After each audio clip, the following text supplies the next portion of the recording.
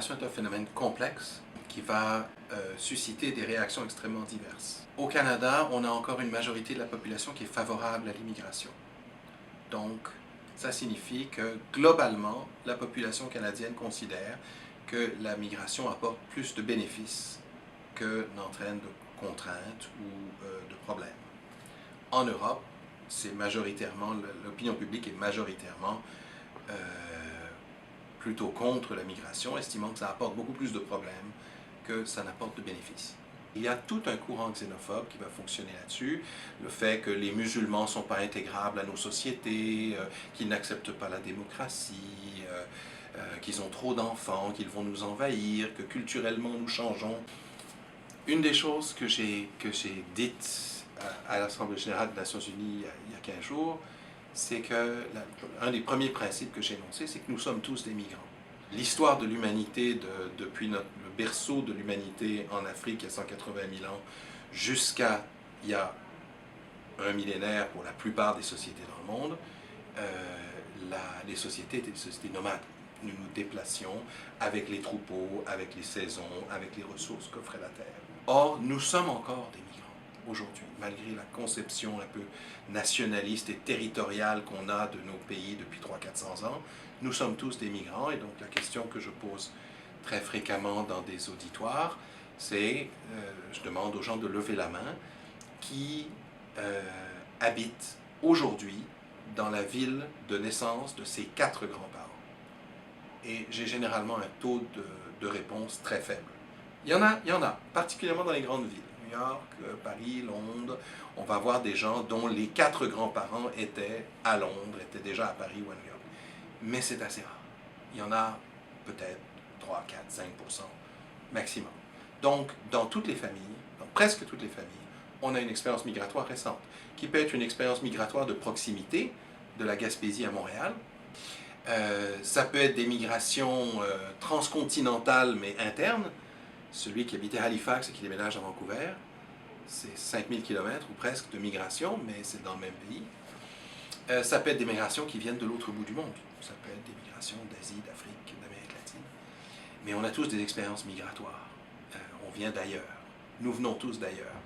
Et c'est quelque chose auquel on ne pense pas, parce que nous pensons nous-mêmes comme des personnes installées. Alors que moi, je crois que c'est complètement le contraire.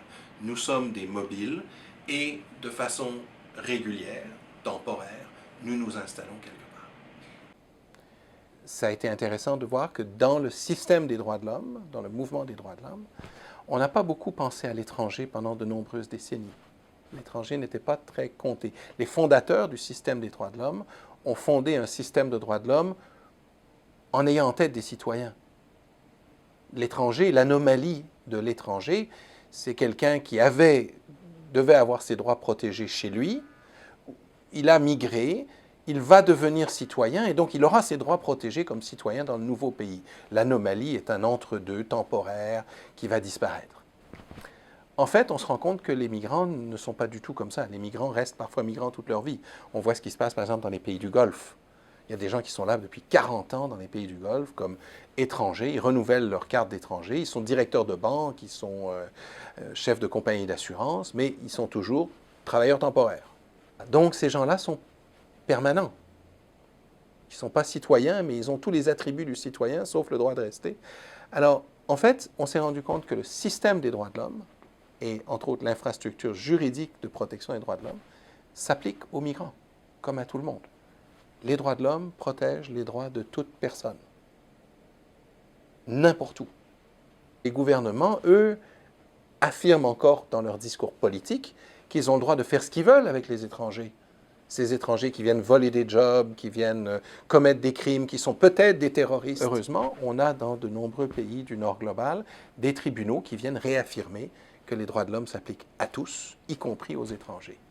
Et on a vu au Canada, aux États-Unis, en Angleterre, en Allemagne et ailleurs, des cours suprêmes venir dire que les certificats de sécurité n'offraient pas assez de garanties, que Guantanamo n'était pas en dehors de la portée de la Constitution américaine, que les autorités britanniques à l'aéroport de Prague n'avaient pas le droit d'empêcher les citoyens tchèques qui avaient l'air d'être tziganes de monter dans les avions à destination de Londres parce que c'était de la discrimination manifeste.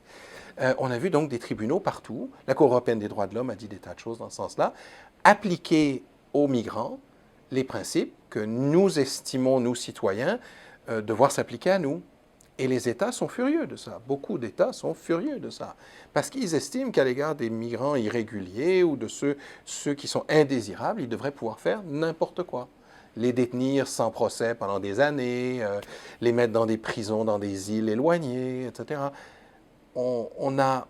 C'est extraordinaire de voir nos gouvernements proposer des mesures que nous estimerions parfaitement absurdes si elles nous étaient appliquées à nous ou à nos enfants. Mais ils proposent des mesures à l'égard des étrangers, puis ils ont l'impression que ça devrait être accepté. Et donc là, on a toute une conception de l'étranger comme titulaire de droit qui doit changer. Parce que notre idée de l'étranger, qui était de l'autre côté de la cassure radicale de la modernité territoriale nationaliste, n'avait pas de droits. Il avait des droits chez lui, mais pas chez nous. On doit se rendre compte qu'il a des droits partout, comme nous avons des droits partout. Et on doit pouvoir protéger ces droits partout. Ça, c'est un changement de conception qui est en train de se faire. Et donc, il faut se rendre compte que les migrants ont des droits. Et non, ce n'est pas parce qu'on a une conception nationaliste, territoriale de l'État que ça doit empiéter sur les droits fondamentaux des individus.